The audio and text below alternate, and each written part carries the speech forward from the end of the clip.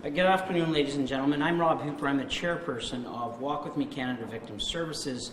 I also attended the Justice and Human Rights Committee meeting on Monday as one half of the team who testified before the committee on Bill C-36.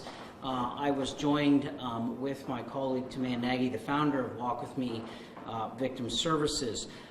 As you probably know by now, the media has picked up some of the questioning that was made at the hearing by one of the members of Parliament of Timea about her personal story of being raped by people at a massage parlor when she was trapped into prostitution by several of her captors of human trafficking, being the Hungarian people that had brought her to Canada. The background of the hearing was that the Criminal Lawyers Association made an argument to the committee about freedom of expression, Section 2B of the Charter Rights and Freedoms in Canada, and that perhaps the legislation in C-36, may face a charter challenge on freedom of expression.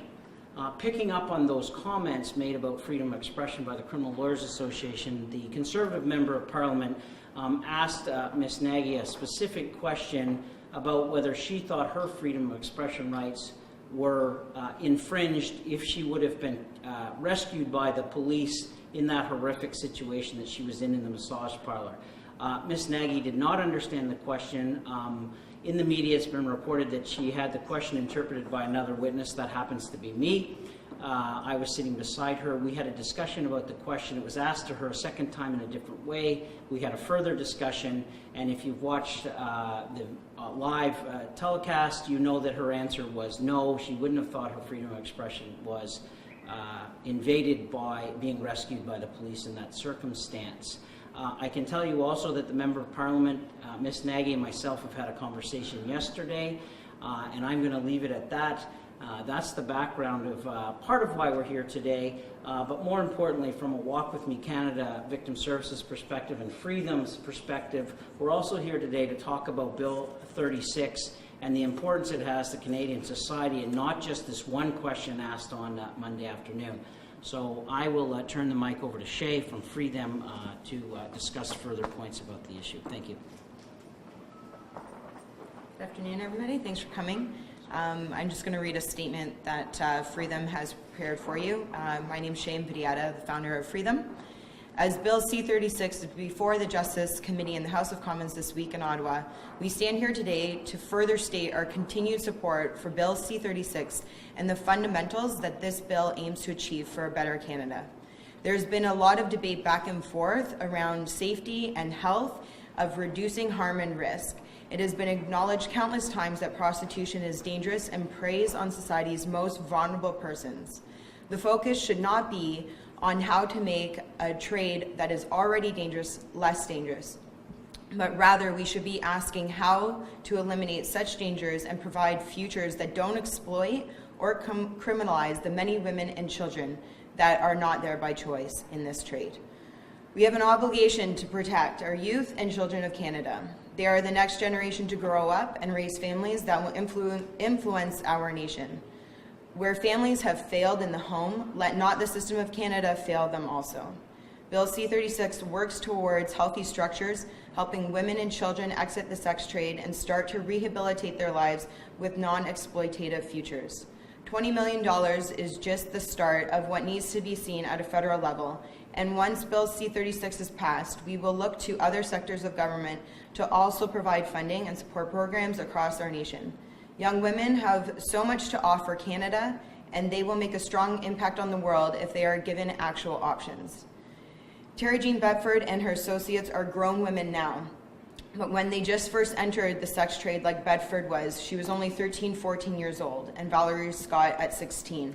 These are minors, young teens, youth, children, who didn't choose prostitution, rather prostitution chose them. Just recently, last month, on June 7th, Toronto Police Services arrested 8 people and laid 44 charges in relation to human trafficking in Project Dove. The sex trafficking victims ranged from the ages of 14 to 17 years old that were being prostituted, pimped out in hotels and motels, and taking all of the victims' earnings. These youth did not choose to be there. Bill C-36 will ensure that their exploiters will be criminalized and the proper help and support to these prostituted girls received.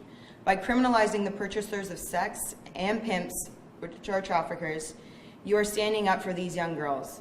The most recent case is just only one very common story that we hear across Canada.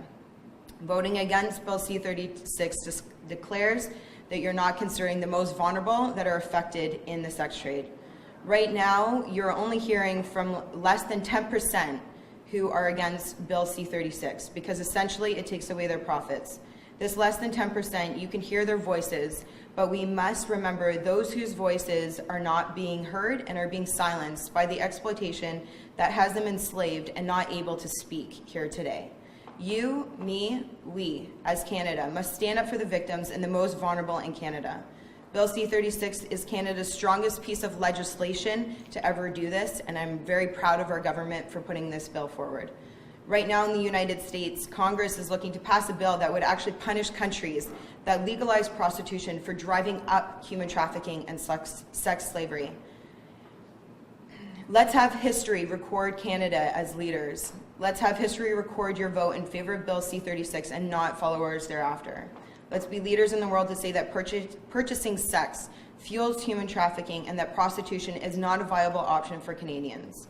And we thank you for your time today, and we hope that you will support Bill C-36 to secure a better future for our women and children in Canada.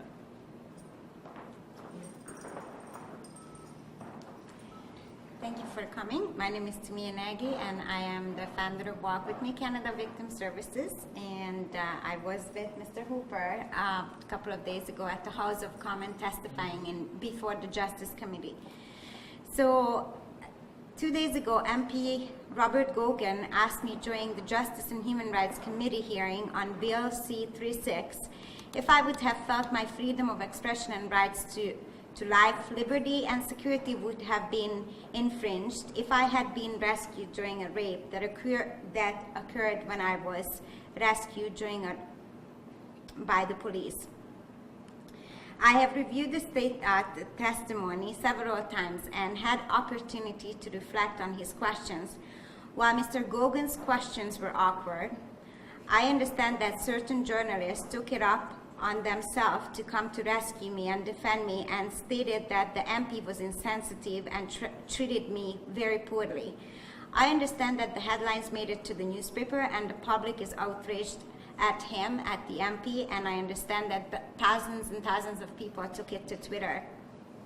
I can totally understand why it seems insensitive, and I appreciate the support. However, the journalist who started the scandal did not take the time to come and ask me how I felt. But when we asked him why he didn't interview me, his simple answer was, why should he? I believe that MP Gogwen's question was awkward, but it was taken out of context.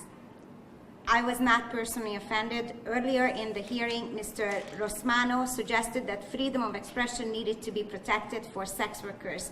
Mr. Gogwen's question, I believe, was asking me if I felt that I was exercising my freedom of expression and my right to life, liberty, and security during the time I was forced into prostitution.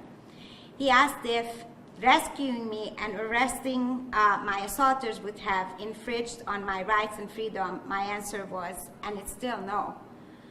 The truth here is this: where there's no freedom at all, freedom of expression is completely irrelevant. The very state of being forced into prostitution means one's most basic freedoms are completely stripped away. Freedom of expression and right to life, liberty, and security are the issue of this legislation. But my position is that all these rights and freedoms are removed from women and men who are prostituted without any choice or ability to live. And all the research points to that fact. This is the vast majority of people who are in prostitution today. Mr. Goguen is being accused of politicizing this issue for his own agenda, and my comment to that is that I signed up to be a witness on a very tough topic. I've been speaking on my personal experience for the last 4 years, and I knew that I'm going to become a witness in the House of Commons, which I believe is a political setting, so I was fully aware that politics